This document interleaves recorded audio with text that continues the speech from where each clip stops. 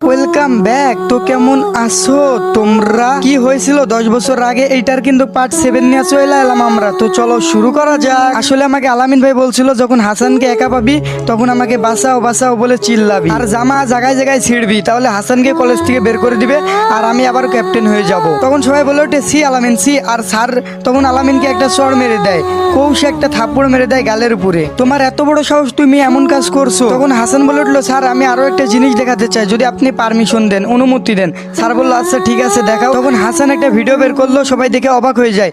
আলামিন একটা মেয়েকে কিস করছে আর এইটা দেখার পরে অরু আসলো, এসে হাসানকে একটা গালের উপর কৌশে থাপ্পড় দিল। আলামিন বলে উঠলো আসলে অরু একদম চুপ থাক, তোকে আমি এতটা বিশ্বাস করলাম সেই তুই আমারে ঠকাইলি, বিশ্বাসঘাতক একটা।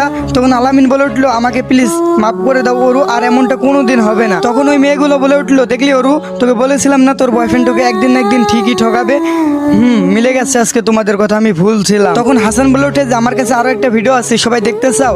সবাই বলে উঠলো হ্যাঁ দেখাও দেখাও। তখন হাসান বললো সবাই এদিকে তাকাও দেখো। সবাই দেখতে পেলো যে আরেকটি মেয়ের সাথে আলামিন এমন করতেছে।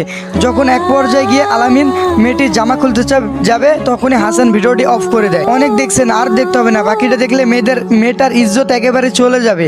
এতটুকুই থাক। আর এই মেয়েগুলো সব আমাদের ক্যাম্পাসের, সব মেয়েকে ব্ল্যাকমেল করে এমন করতো, কারোর সাথে কি করতো ওইগুলো আমি বলতে পারবো না, কিন্তু এমনগুলা করতো। এখন তোমরাই সবাই বলো খারাপ কি আমি নাকি আলামিন? সবাই বলে ওঠে আলামিন খারাপ, আলামিন।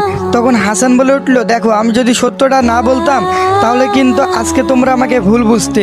সবাই বলে উঠে আচ্ছা সরি ভাইয়া, বুঝতে পারিনি। তখন হাসান বলে উঠলো তাহলে তোমরাই বলো কলেজ থেকে এখন কি আমাকে বের করে দেওয়া উচিত নাকি এই নির্লজ্জ পশুটাকে, যে কিনা অন্য মেয়েদের দেহ উপভোগ করতে ভালোবাসে? তখন আলামিন বলে উঠলো হাসান কাজটা ঠিক করতেছিস না, তোর সাথে কিন্তু অনেক খারাপ কিছু হবে, তুই কাজটা একেবারে ভুল করতেছিস।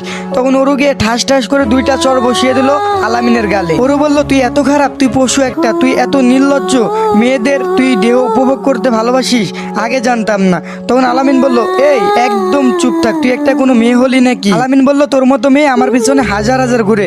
ওরু বলল তুই আমাকে আগে বলিস নাই কেন এই কথাটা?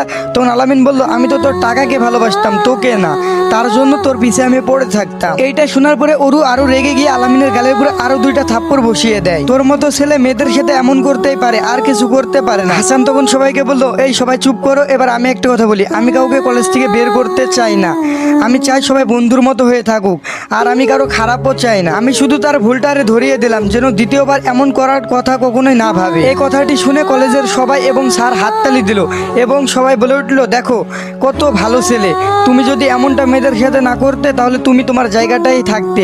আলামিনকে উদ্দেশ্য করে বলল সবাই। তখন স্যার বলে উঠলো সবাই সবার ক্লাস